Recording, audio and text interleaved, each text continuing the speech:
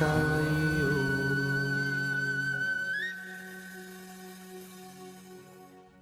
సద్గురు సాయినాథ్ మహారాజ్ కి జై. సాయి నాదాయ నమః. శ్రీ సాయి సచ్చరిత్రము 25వ అధ్యాయం 20వ అధ్యాయం. కాకా నౌకరీ పిల్ల ద్వారా దాసగణు సమస్య పరిష్కరించుట. ఈ అధ్యాయంలో దాసగణుకు కలిగిన ఒక సమస్యను కాకాసాహెబ్ ఇంటిలోని పనిపిల్ల ఎట్లు పరిష్కరించునో హేమట్ పంత్ చెప్పాను. మౌలికముగా సాయి నిరాకారుడు, భక్తుల కొరకు ఆకారమును ధరించెను. ఈ మహాజగన్నాటకమునందు మాయి అను నటి సాయంతో వారు నటిని పాత్ర ధరించిరి. సాయిని స్మరించి ధ్యానింతుముగాక. షిరిడీకి పోయి అతటి మధ్యాహ్న హారతి పిమ్మట జరుగు కార్యక్రమమును జాగ్రత్తగా గమనింతుము. హారతి అయిన పిమ్మట సాయి మసీదు బయటకు వచ్చి గోడ ప్రక్కన నిలిచి ప్రేమతోనూ దయతోనూ భక్తులను ఊదీ ప్రసాదమును పంచిపెట్టుచుండిరి. భక్తులు కూడా సమానమైన ఉత్సాహంతో వారి సమక్షమును నిలిచి వారి పాదములకు నమస్కరించి వారి వైపు చూచుచు ఊది ప్రసాదపు జల్లులను అనుభవించుచుండిరి. బాబా భక్తుల చేతులలో పిడికిళ్లతో ఊదిపోయిచు వారి నుదుటిపై తమ చేతులతో ఊది బొట్టు పెట్టుచుండిరి. వారి హృదయమున భక్తుల ఎడ అమితమైన ప్రేమ. బాబా భక్తులకి క్రింది విధముగా పలకరించుచుండిరి. అన్నా, మధ్యాహ్న భోజనముకు పొమ్ము. బాబా నీ బసకు ఓ బాపు భోజనం చేయుము. ఈ విధముగా ప్రతి భక్తుని పలకరించి ఇంటికి సాగనంపుచుండేది. ఇప్పటికీ ఇదంతయు ఊహించుకున్నచో ఆ దృశ్యములను తిరిగి చూచినంత ఆనందము కలుగును. మనోపలకమున సాయిని నిలిపి వారిని ఆపాదమస్తకం ధ్యానింతుము. వారి పాదములపై బడి సగౌరవంగా ప్రేమతో వినయంగా సాష్టాంగ నమస్కారం అనొచ్చుచు ఈ అధ్యాయంలోని కథను చెప్పేదం. ఈశావాసోపనిషత్తు. ఒకప్పుడు దాసగణి ఈశావాసోపనిషత్తుపై మరాఠీ భాషలో వ్యాఖ్య వ్రాయుటకు మొదలెడెను. మొట్టమొదట ఈ ఉపనిషత్తు గూర్చి క్లుప్తముగా చెప్పెదము. వేద సంహితలోని మంత్రములు కలదగుటచే దీనిని మంత్రోపనిషత్తు కూడా అందురు. ఇందులో యజుర్వేదంలోని 40వ అధ్యాయముగు వాసజనేయ సంహిత ఉండుటచే దీనికి వాసజనేయ సంహితోపనిషత్తు అని కూడా పేరు. వైదిక సంహితలుండుటచే దీనిని ఇతర ఉపనిషత్తుల కన్నా శ్రేష్టమని భావించెదరు. దీనికి ఒక ఉదాహరణ ఉపనిషత్తులన్నింటిలో పెద్దది అగు బృహదారణ్యకోపనిషత్తు ఈ ఈశావోపనిషత్తుపై వ్యాఖ్య అని పండితుడకు సాత్వలేకర్ గారు భావించుతున్నారు. ప్రొఫెసర్ రానెడ్ గారు ఇట్లా అనుచున్నారు. ఈశావోపనిషత్తు మిక్కిలి చిన్నదైనప్పటికీ దానిలో అంతర్దృష్టిని కలిగించు అనేక అంశములు ఉన్నవి. 18 శ్లోకములలో ఆత్మగూర్చి విలువైన అపురూపమగు వర్ణన, అనేక ఆకర్షణలకు దుఃఖములకు తట్టుకొని స్థైర్యం గల ఆదర్శయోగీశ్వరుని వర్ణన లిందున్నవి. తరువాత కాలమున సూత్రీకరింపబడిన కర్మయోగ సిద్ధాంతములు ప్రతిబింబమయ్యే ఈ ఉపనిషత్తు. తుదకు జ్ఞానముకు కర్మలకు సమన్వయముగా ఉన్న సంగతులు చెప్పబడినవి. జ్ఞాన మార్గమును కర్మయోగమును సమన్వయం చేసి చెప్పుట ఈ ఉపనిషత్తులోని సారాంశం. ఇంకొక చోట వారిట్లనేది, ఈశావోపనిషత్తులోని కవిత్వము నీతి నిగూఢతత్వము వేదాంతముల మిశ్రమము. పై వర్ణన బట్టి ఈ ఉపనిషత్తును మరాఠీ భాషలోనికి అనువాదం చేయుట ఎంత కష్టమో ఊహించవచ్చును. దాసగను దీనిని మరాఠీ టీవీ చందములో వ్రాశాను. దానిలోని సారాంశమును గ్రహించలేకుండాటచే తాను వ్రాసిన దానితో అతడు తృప్తి చెందలేదు. అతడు కొందరు పండితులను అడిగాను, వారితో చర్చించాను. కానీ వారు సరియైన సమాధానం ఇయ్యకుండిరి. కావున దాసగను కొంతవరకు వికల మనస్కుడయ్యాను. సద్గురువే బోధించుటకు యోగ్యత సమర్థత కలవారు. ఈ ఉపనిషత్తు వేదముల యొక్క సారాంశము. ఇది ఆత్మ సాక్షాత్కారములకు సంబంధించిన శాస్త్రం. ఇది జనన మరణములనే బంధములను తెగగొట్టు ఆయుధము లేదా కత్తి. ఇది మనకు మోక్షమును ప్రసాదించును. కనుక ఎవరైతే ఆత్మసాక్షాత్కారం పొంది ఉన్నారో అట్టి వారే ఈ ఉపనిషత్తులోని అసలు సంగతులు చెప్పగలరని అతడు భావించాను. ఎవరునూ దీనికి తగిన సమాధానం ఇవ్వనప్పుడు దాసగను సాయిబాబా సలహా పొందనిశ్చయించుకున్నాను.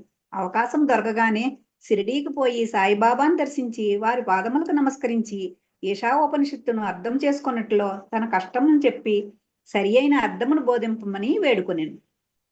సాయిబాబా ఆశీర్వదించి ఇట్లా నేను తొందరపడవద్దు. ఈ విషయంలో నెట్టి కష్టము లేదు. తిరుగు ప్రయాణములో విలేపార్లేలోని కాకాసాహెబ్ దీక్షితుని పనిపిల్ల నీ సందేహమును తీర్చును. అప్పుడక్కడ నున్నవారి మాటలు విని బాబా తమాషా చేయుచున్నారనుకునేది. భాషాజ్ఞానము లేని పనిపిల్ల ఈ విషయం ఎట్లు కలదనిది. కానీ దాసగను అట్లా అనుకోనలేదు. బాబా పలుకులు బ్రహ్మవాకులు అనుకునేను.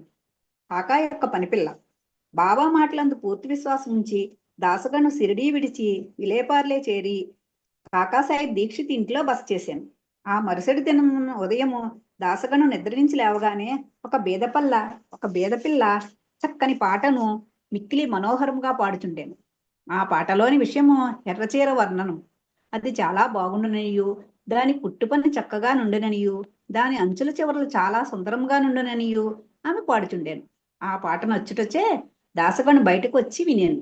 అది కాకా పని మనిషి నామ్యా చెల్లెలు పాడుచుండేను. ఆమె చిన్నపిల్ల. ఆమె చింకిగుడ్డ కట్టుకుని పాత్రలు తోముచుండేను. ఆమె పేదరికము, ఆమె సంతోషభావమును గాంచి దాసగను ఆమెపై జాలిపడాను. ఆ మరుసటి దినము రావు బహద్దూరు ఎంవి ప్రధాన్ తనకు దోవతలు చాపులు ఇవ్వగా ఆ పేద పిల్లకు చిన్న చీర నిమ్మని చెప్పాను. రావు బహద్దూరు ఒక మంచి చిన్న చీరను కొని ఆమెకు బహుకరించాను. ఆకలితో నకనకలాడుతున్న వారికి విందు భోజనం దొరికినట్లు ఆమె అమితానంద పరవశరాలయ్యాను. ఆ మరుసటి దినం ఆమె ఆ కొత్త చీరను ధరించాను. అమితోత్సాహంతో తక్కిన పిల్లలతో కలిసి గిర్రును తిరుగుచూ నాట్యము చేశాను. అందరికంటే తానే బాగుగా ఆడి పాడాను. మరుసటి దినము చీరను పెట్టిలో దాచుకుని మామూలు బట్ట కట్టుకుని పనిచేయుటకు వచ్చాను. కానీ ఆమె ఆనందములకు లోటు లేకుండాను. ఇదంతయు చూసి దాసగను జాలిభావం మెచ్చుకోలుగా మారాను. పిల్ల నిరుపేద కాబట్టి చింకి గుడ్డలు కట్టుకొనిను. ఇప్పుడు ఆమెకు కొత్త చీర కలదు, కానీ దానిని పెట్టిలో దాచుకొనిను. అయినప్పటికీ విచారమన్నది కానీ నిరాశ అన్నది కానీ లేక ఆడుచూ పాడుచుండేను. కాబట్టి కష్టసుఖములను భావములు మన మనోవైఖరిపై ఆధారపడి ఉండునని అతడు గ్రహించాను. ఈ విషయంను గూర్చి దీర్ఘాలోచన చేశాను. భగవంతుడిచ్చిన దానితో మనం సంతసింపవలను. భగవంతుడు మనల్ని అన్ని దశల నుండి కాపాడి మనకు కావలసినది ఇచ్చుచుండెను. కాన భగవంతుడు ప్రసాదించినదంతయు మనం మేలు కొరకే అని గ్రహించాను. ఈ ప్రత్యేక విషయంలో ఆ పిల్ల యొక్క పేదరికము, ఆమె చినిగిన చీర, కొత్త చీర, దానిని ఇచ్చిన దాత, దానిని పుచ్చుకున్న గ్రహీత, దానభావము ఇవన్నీ భగవంతుని అంశములే. భగవంతుడు ఈ అన్నిటి యందు వ్యాపించి ఉన్నాడు. ఇతడు దాసగణోపనిషత్తుల్లోని నీతిని అనగా ఉన్నదానితో సంతృష్టి చెందుట, ఏది మనకు సంభవించుచున్నదో అది అంతయు భగవంతుని ఆజ్ఞచే జరుగుతున్నదనియు, తుదకది మన మేలు కొరకే అనియు గ్రహించాను. విశిష్టమైన బోధన విధానం. పైకథను బట్టి బాబా మార్గము మిక్కిలి విశిష్టమైనదనియు అపూర్వమైనదనియు పాఠకులు గ్రహించియే ఇందురు. బాబా షిరిడీ విడిగినప్పటికీ కొందరిని మచ్చింద్రగడ్డకు, కొందరిని కొల్హాపూర్కు గాని సోలాపూర్కు గాని సాధన నిమిత్తం పంపుచుండేను. కొందరికి సాధారణ రూపంలోను, కొందరికి స్వప్నావస్థలోను, అది రాత్రి గాని పగలు కాని కనిపించి కోరికలు నెరవేర్చుచుండేను. భక్తులకు బాబా బోధించు మార్గములు వర్ణింపనలవి కాదు. ఈ ప్రస్తుత విషయంలో దాసగణను విలేపార్లే పంపి పనిపిల్ల ద్వారా అతని సమస్యను పరిష్కరించాను. కానీ విలేపార్లే పంపకుండా షిరిడీలోనే బాబా బోధించరాదని కొందరు అనవచ్చును. కానీ బాబా అవలంబించినదే సరి అయిన మార్గం. కానిచో పేద నౌకరీ పిల్ల ఆమె చీర కూడా భగవంతుని సంకల్ప రూపములే అని దాసగను ఎట్లు నేర్చుకుని ఉండును. ఈశావోపనిషత్తులోని నీతి. ఈశావోపనిషత్తులోనున్న ముఖ్య విషయము అది బోధించు నీతి మార్గమే. ఈ ఉపనిషత్తులోనున్న నీతి దానిలో చెప్పబడిన ఆధ్యాత్మిక విషయములపై ఆధారపడి ఉన్నది. ఉపనిషత్తు ప్రారంభ వాక్యములే భగవంతుడు సర్వాంతర్యామి అని చెప్పుచున్నవి. దీనిని బట్టి మనము గ్రహించవలసిందే, మన మానవుడు భగవంతుడు ఇచ్చిన దానితో సంతృష్టి చెందవలను. ఏలైనా భగవంతుడు అన్నిటి యందు గలడు. కావున భగవంతుడు ఏది ఇచ్చినో అది ఎల్లా తన మేలు కొరకే అని గ్రహించవలేను. దీనిని బట్టి ఇతరులు సొత్తుకే ఆశించరాదనియు, ఉన్నదానితో సంతృష్టి చెందవలననియు, భగవంతుడు మన మేలు కొరకే దాన్ని ఇచ్చుచున్నాడనియు, కావున అది మనకు మేలు కలుగచేయననియు గ్రహించవలను. దీనిలోని ఇంకొక నీతి ఏమన్నా, మనుష్యుడు ఎల్లప్పుడూ ఏదో తనకు విధింపబడిన కర్మను చేయుచునే ఉండవలను. శాస్త్రంలో చెప్పిన కర్మలు నెరవేర్చవలను. భగవంతుని ఆజ్ఞానుసారము నెరవేర్చుట మేలు.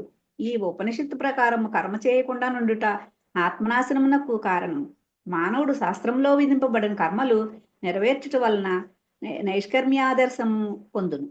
ఏ మానవుడు సమస్త జీవరాశిని ఆత్మలో చూసునో ఆత్మ అన్నిటి ఎందుండునట్లు చూచునో ఏల సమస్త జీవరాశియు సకల వస్తువులు ఆత్మగా భావించును అట్టి వాడెందుకు మోహమును పొందును. వాడెందులకు విచారించును. అన్ని వస్తువుల్లో ఆత్మను చూడకపోవచ్చే మనకు మోహము, అసహ్యము, విచారము కలుగుతున్నవి. ఎవడైతే సకల వస్తువు కోటిని ఒక్కటిగా భావించునో, ఎవనికైతే సమస్తమాత్మయగునో అతడు మానవులు పడు సామాన్య బాధలకు దుఃఖ వికారములకు లోను కాడు. శ్రీ సాయి నాథాయ నమః. 20వ అధ్యాయం సంపూర్ణం. సద్గురు శ్రీ సాయి నాథార్పణమస్తు. శుభం భవతు.